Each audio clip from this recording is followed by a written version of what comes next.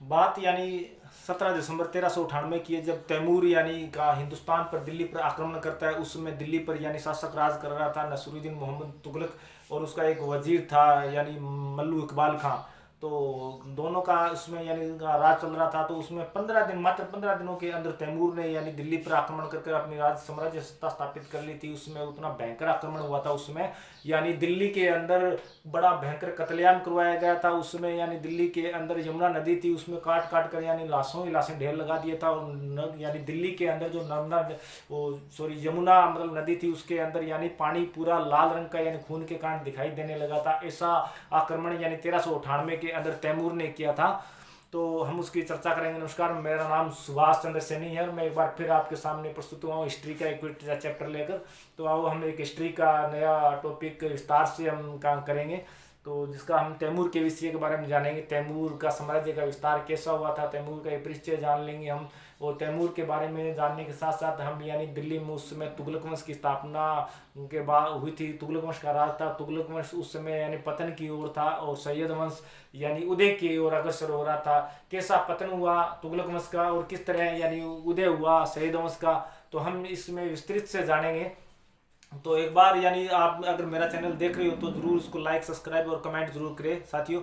तो हम बात कर रहे हैं यानी तैमूर की बात कर रहे हैं। तैमूर का मतलब जो टाइम पीरियड था वो 1336 से यानी 1405 तक रहा था। हम यानी लिखित में थोड़ा कम करेंगे क्योंकि मौखिक रूप में मैं थोड़ा ज़्यादा समझाने का प्रयास करूंगा आपको, क्योंकि आज हम स्टार्ट कर रहे हैं तैमूर। तैमूर के बाद हम यानी काफ़ी इसके बारे में विस्तार से चर्चा करेंगे, काफ़ी क्लासें लेंगे इसकी। तो तैमूर का हम जीवन परिचय यानी 1336 से यानी 1400 का लगभग 5 के आसपास इसका टाइम पीरियड रहा था। 1336 में यानी इसका जन्म हुआ था। जन्म उसका हुआ था समरकंद के अंदर यानी उज्बेकिस्तान के शहर सब्ज के अंदर। तो शहर सब्ज यानी उज्बेकिस्तान के अंदर था। तो उज्बेकिस्तान में इसका जन्म हुआ था। और इसके बाद यानी जो इसके पिता थे वो एक छोटे से मतलब यानी रियासत के जागीरदार थे। यानी समरकंद उसमें एक रियासत थी, उसके जागीरदार थे। और इसके जागीरदार पिता की मृत्यु के बाद 1360 के अंदर यानी 1360 के अंदर यानी इसको मतलब क्या है कि जागीरदार मिलती है और ये जागीरदार समरकंद का जागीरदार बनता है। इससे पहले मैं बता देता हूँ इनकी नस्ल के बारे में बताता हूँ।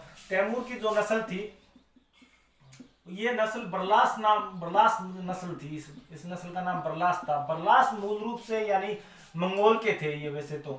और मंगोल यानी मंगोलियम यानी मंगोलिया के अंदर एक यानी घास की मतलब क्षेत्र है जिसका स्टेपीज कहा जाता है, स्टेपीज जिसे बोलते हैं। और वहाँ घास के क्षेत्र के अंदर मतलब यानी अलग अलग छोटे छोटे कबीले थे। उन छोटे छोटे कबीलों के सरदार को खान कहा जाता था। और ये खान कहा जाता था, वो खान इनका मतलब क्या है कि सरदार माना जाता था। ये तैमूर वगैरह ये स्टार्टिंग के अंदर मुसलमान नहीं थे, उन्होंने बाद में आकर यानी मुस्लिम धर्म स्वीकार किया था। तो ये मतलब उनकी अलग कास्ट थी, पहले ये मतलब कबीलों में रहा करते थे। तो इसके बाद यानी जब 1360 में इसके पिता की मृत्यु होती है, तैमूर के पिता की, और इसको राज सत्ता स्थापित मिलती है, तो 1360 के अंदर यानी समरकंद को मतलब यानी जागीरदार बनता है 1360 के अंदर। और अपने साम्राज्य का धीरे धीरे विस्तार करता है। साम्राज्य का यानी इसने अपने कम समय के अंदर छोटे से मतलब टाइम पीरियड में बहुत बड़े साम्राज्य का विस्तार कर लिया था। इस विस्तार यानी साम्राज्य को तैमूरी साम्राज्य का नाम दिया जाता था। उस वक्त के अंदर तैमूरी साम्राज्य का नाम दिया जाता था। उस तैमूरी साम्राज्य के अंदर मतलब उस आज के वक्त का जो हम देखें मतलब कौन कौन से शहर यानी बड़े बड़े यानी मतलब शहर आया करते थे, उसमें कौन सा आया करता था यानी इसके अंदर अफगानिस्तान था।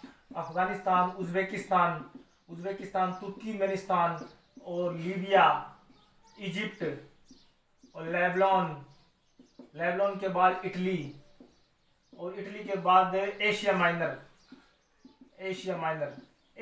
साथियों वो है कि जो वर्तमान के अंदर ईरान का क्षेत्र आता है एशिया की तरफ से, वो एशिया माइनर कहा जाता था। मतलब इस तरह इसने यानी काफी बड़े साम्राज्य को स्थापित कर लिया था।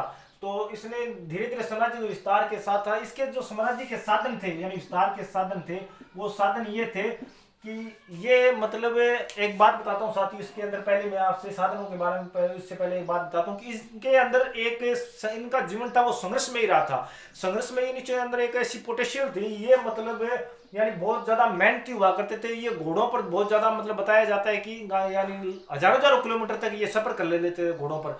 और घोड़ों पर सफर करते थे यानी घोड़ों पर खाना पीना मतलब सोना वगैरह घोड़ों पर कर लेते थे। ये अलग बात है कि कुछ महत्वपूर्ण काम के लिए घोड़ों से उतरना ही पड़ता था मतलब काम करने के लिए। तो ये धीरे धीरे मतलब क्या है कि ने अपना साम्राज्य विस्तार किया। इसने अपना साम्राज्य का साधन ये बनाया था साथियों कि लोगों के अंदर भय पैदा कर दो, और लोगों में जितना आप भय पैदा करोगे और निर्मम हत्या कर दो, दया और धर्म नाम की इनके मतलब लाइफ के अंदर कोई मतलब शब्द नहीं आता है। ये भयंकर आक्रमण करते थे, उनके परिवार वालों के सामने उनके सदस्यों को मार दिया जाता था, हाथ काट दिया जाता था, या मतलब तलवार या गुलमे के किल्लें ठोक दी जाती थी उनके शरीर के अंदर, या उसकी गर्दन काट कर मतलब यानी जानवरों को दे देते थे। इस तरह इनका मतलब ये साधन था। लोगों के अंदर भय पैदा हो गया था। ये स्ट्रगल भी बहुत थे, भूखे प्यासे भी रहने काफी दिनों तक रह सकते थे। तो तैमूर का मतलब यानी तैमूर लंग, लंग एक मतलब शब्द क्यों लगता है लंग, यानी ये कोई मतलब यानी उपाधि नहीं है लंग की, क्योंकि ये लंगड़ा था। ये मतलब यानी एक अभियान के दौरान आक्रमण के साथ आक्रमण करने के लिए अभियान पर जा रहा था, उसमें ये मतलब पैर कट गया था उस आक्रमण में, उसके कारण इसको तैमूर लंगड़ा कहा जाने लगा। लंगड़े से इसको मतलब धीरे धीरे नाम लंग का लगने लगा, इस कारण इसे तैमूर लंग कहा जाता है। तो इसका मतलब ये साधन था। इसने मतलब भारत की ओर मतलब प्रस्थान किया। भारत में यानी समरकंद से मानते हैं,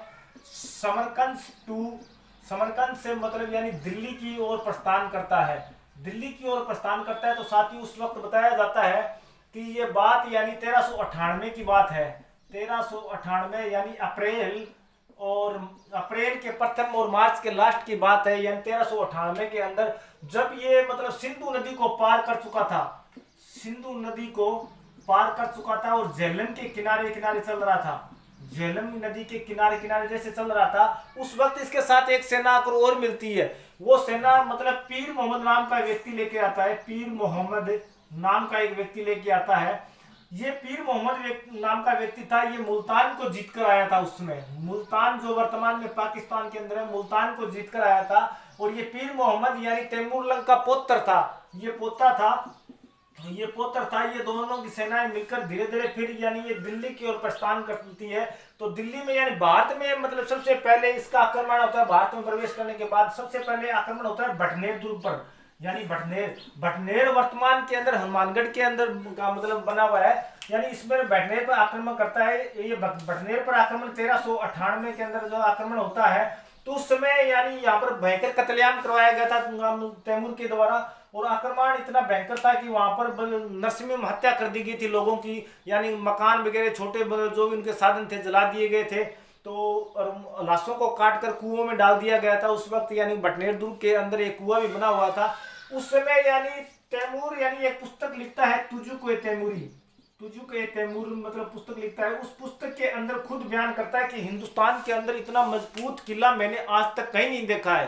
हालांकि खैर वो पूरे हिंदुस्तान में तो आया ही नहीं था, मगर वो आधे हिंदुस्तान में दिल्ली तक पहुंचा था। अगर और भी आगे जाता तो बहुत मजबूत किला देखता, मगर ये हमारा भाग्य था कि वो आगे तक नहीं आया, ये भटनेर में आया था। और भटनेर के साथ मैं एक बताता हूँ, भटनेर यानी भाटियों की रियासत से बना हुआ शासक ये गढ़ था। यानी भाटी राजा भूपत ने 295 के अंदर इसको बनाया था, और इसमें 295 के अंदर इसका निर्माण करवाया था। 1805 के अंदर दूलजी का भाटी के द्वारा आक्रमण होता है, यानी बीकानेर राठौड़ों के सूरत सिंह के साथ, और सूरत सिंह इसको छीन लेता है। सूरत सिंह यानी मंगलवार के दिन इस पर कब्जा करता है और हनुमानगढ़ नाम रखता है। खैर ये हमारे विषय की बात नहीं है, हम अपने विषय पर लौटते हैं। तो यानी तुजुक की तैमूरी पुस्तक में हनुमानगढ़ का जिक्र करता है। इसके बाद भटनेर दुर्ग मतलब यानी जीतने के बाद ये सीधा दिल्ली की ओर प्रस्थान करता है। दिल्ली की ओर प्रस्थान करता है तो उस समय 13 से 17 दिसंबर की बात है 1398 में। यानी दिल्ली में उस वक्त यानी 2 शासकों का राज चल रहा था। साथ ही 2 शासक राज थे। 2 शासकों का राज इस तरह था कि यानी कुछ दूरी पर मतलब शासक राज कर रहे थे। यानी दिल्ली से पहले मैं आपको बताता हूं कि मतलब यानी फिरोज शाह तुगलक के बारे में, यानी वो फिरोज शाह तुगलक के बारे में मैं इसके बारे में पूरा तो विवरण आगे एक वीडियो में दूंगा, फिर भी मैं आपको एक ओवरव्यू दे रहा हूँ फिरोज शाह तुगलक के बारे में। कौन था फिरोज शाह तुगलक? मतलब यानी तुगलक वंश का तीसरा शासक था। ये 1351 से लेकर 88 तक इसने राज किया था। और इसका मतलब यानी एक पोता था, इसका पोता था जिसका नाम था नसूरुद्दीन मोहम्मद तुगलक था, महमूद तुगलक था। और ये मतलब काफी संघर्ष के बाद मतलब ये इस गद्दी पर बैठता है। यानी इसके फिरोज शाह के तुगलक के बाद यानी इसके बनाए हुए नियमों का उल्लंघन हुआ था इसकी मृत्यु के बाद। तब यानी एक शासक मतलब एक व्यक्ति आता और दूसरे को मार देता, यानी दूसरा बेटा आता तीसरे को, तीसरा चौथे को, इस तरह मतलब उठा पटक इसके मतलब चलती रही थी। ये यहाँ की बड़ी हास्यास्पद मतलब राजनीति चल रही थी उस वक्त। यहाँ पर नसरुद्दीन मोहम्मद इसका पोता था, ये दिल्ली पर राज करता है, उसका पोता दिल्ली पर राज करता है। कुछ ही दूरी पर फिरोजाबाद पर मतलब नुसरत शाह नाम का एक व्यक्ति जो इसका पुत्र था, ये राज करता था। इसके पास पावरमैन नाम में एक शक्ति थी, पावरमैन उस समय यानी मल्लू इकबाल नाम का एक वजीर था, मल्लू इकबाल नाम का एक वजीर था। ये मल्लू इकबाल मतलब व्यक्ति था, ये बहुत मतलब दिमाग का व्यक्ति था, पावरमैन व्यक्ति था उसमें। इसमें कई बार ऐसा भी हुआ है कि मल्लू इकबाल के कहने पर ही नसरुद्दीन काम किया करता था, ये उसके अंगुलियों पर नचा करता था नसरुद्दीन। यानी कई बार तो ऐसा हुआ है कि मल्लू खान के आवेश के कारण नसरुद्दीन दिल्ली छोड़कर भाग चुका था, फिर भी मतलब इसके कारण ये दिल्ली जो शासक थी वो चल रही थी। तो जाहिर सी बात है कि जब तैमूर यानी दिल्ली के अंदर प्रवेश करेगा तो उसको दो शासकों से युद्ध लड़ना पड़ेगा। उस समय उससे पहले नुसरत शाह से यह युद्ध लड़ता है, नुसरत शाह से युद्ध लड़ता है तो वो ये भाग जाता है, नुसरत शाह यानी फिरोजाबाद को छोड़कर भाग जाता है। फिर ये मतलब नसरुद्दीन के साथ युद्ध लड़ता है। नसरुद्दीन मतलब क्या है कि यानी गुजरात की ओर भाग जाता है, गुजरात की ओर भाग जाता है, और मल्लू इकबाल बुलंदशहर की ओर भाग जाता है, बुलंदशहर की ओर भाग जाता है। तो उस समय मतलब दिल्ली में बात है 15 दिनों के सिस्टम में अंदर यानी वहां पर राजसत्ता स्थापित करता है तैमूर, और 15 दिनों के अंदर अंदर दिल्ली की यह स्थिति बना देता है कि दिल्ली के अंदर यानी इतनी निर्मम हत्या की जाती है, और हत्या के बाद वहां पर मतलब औरतों का मतलब बलात्कार रेप वगैरह किया जाता है, और छोटे छोटे बच्चों के हाथ काट दिए जाते हैं, औरतों के स्तन वगैरह काट दिए जाते हैं, और यानी कुछ लोगों को उनके घर वालों के सामने उनकी मृत्यु कर दी जाती है। लाशों के ढेर लगे हुए थे दिल्ली के चारों ओर। जो यमुना नदी थी, यमुना नदी के अंदर लाशें बिछा दी गई थी। उस समय यमुना नदी का पानी लाल दिखाई देने लगा था, इतना मतलब भय पैदा कर दिया गया था दिल्ली के लोगों के अंदर तैमूर के नाम का। तो मतलब इस समय यानी संक्रमण फैल चुका था। 15 दिनों के बाद इन्होंने अच्छा दिल्ली को लूटा, अच्छी लूटपाट करने के बाद वापस समरकंद की ओर लौटे। तो उस वक्त इन्होंने मतलब क्या किया, यानी एक 3 शहर थे उसमें जीते थे उन्होंने, और यानी एक तो था मुल्तान और मुल्तान के बाद लाहौर, और लाहौर के बाद दीपालपुर। ये तीनों शहर प्लस दिल्ली का शासन यानी खिजर खां को सौंप दिया था, खिजर खां को सौंप दिया था, खिजर खां को सौंप दिया था। ये खिजर खां को जानती हैं, यानी खिजर खां कौन था, यानी खिजर खां के बारे में हम बात करेंगे। खिजर खां साथियों उस वक्त मतलब यानी पंजाब का एक गवर्नर था। खिजर खां मतलब पंजाब का उस वक्त एक गवर्नर था। तो उसमें यानी पंजाब पर राज कर रहा था, और पंजाब पर राज करने के साथ साथ खिजर खां ने कई बार क्या है कि दिल्ली की ओर आक्रमण किया था, दिल्ली की ओर मतलब सत्ता पाने के लिए उसने काफी प्रयास किए, मगर उसे विफलता का यानी सामना देखना पड़ा था, मुंह देखना पड़ा, विफलता का मुंह देखना पड़ा था। अब ये मतलब इसको मतलब दिल्ली का राज सत्ता सौंप दी गई थी, दीपालपुर, लाहौर और मुल्तान भी सौंप दिया गया था। इसने अपने नाम के आगे कभी सुल्तान नहीं लगाया था। सुल्तान क्यों नहीं लगाया था, कारण ये था कि ये सब रेत में मिला हुआ था उनको, मतलब यानी खिजर खां को यानी इसको मतलब क्या है कि दान में दिया हुआ था ये सब शहर भी, आप इसकी मतलब सुरक्षा करोगे, आप यहाँ पर शासन करोगे।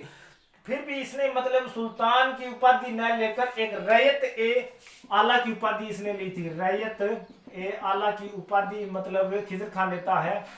और जब ये समरकंद वापस लौट जाता है तैमूर, तब उस समय यानी नसरुद्दीन मोहम्मद तुगलक को और मल्लू खां को पता लगता है। फिर ये आक्रमण करते हैं दिल्ली के ऊपर वापस, और दिल्ली को जीत लेते हैं। और इस समय मतलब क्या है कि लगभग दिल्ली के अंदर इन्होंने अपनी सत्ता को स्थापित कर लिया था। और इसमें मतलब 1300 यानी 1412 के अंदर लगभग इसका मतलब मृत्यु हो जाती है नसरुद्दीन मोहम्मद तुगलक की।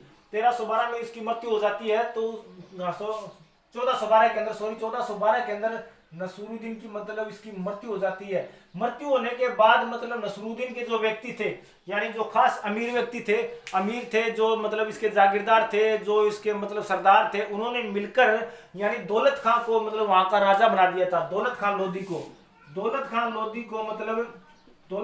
को वहां का राजा बनाया गया। तब ये इस बात का पता मतलब खिजर खां को लगा, तो खिजर खां ने फौरन दिल्ली पर आक्रमण कर दिया। तो दौलत खां को मतलब बंदी बना लिया गया था। दौलत खां को बंदी बनाकर यानी हिसार के अंदर लाया गया। हिसार साथियों वर्तमान में हरियाणा का एक शहर है, वहां लाकर उसको कैद कर दिया गया था। उसके बाद यानी काफी संघर्ष के बाद उस समय यानी 1414 1414 के अंदर तुगलक वंश का मतलब पतन कर कर यानी सैयद वंश की स्थापना खिजर खां करता है। सैयद वंश की स्थापना खिजर खां करता है। तो खिजर खां मतलब एक साथ की बात याद रखना कि दिल्ली सल्तनत कालीन में मतलब यानी गुलाम वंश, तुगलक वंश और तुगलक वंश बाद सैयद वंश, लोधी वंश, जो ये 5 वंश आए थे उसमें से मतलब सैयद वंश के शासक थे वो शिया मुसलमान थे और बाकी 4 थे वो सुन्नी मुसलमान थे।